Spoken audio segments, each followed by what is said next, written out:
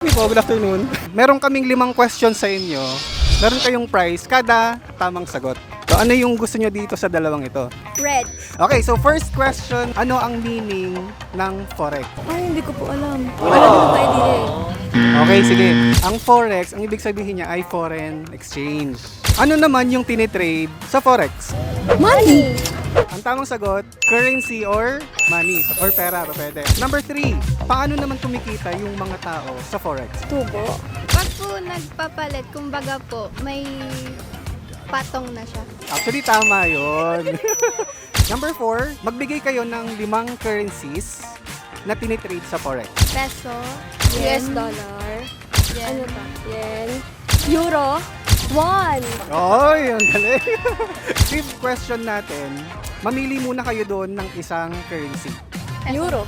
Ano yung current na exchange rate niya to peso? 60.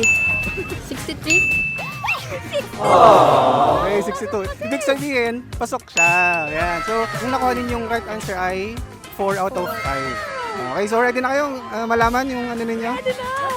Okay, tingnan yung red, tsaka buksan ninyo. Sumagot ng tama at manalo ng 100 pesos bawat tamang sagot. Okay, so meron kayong 400 pesos.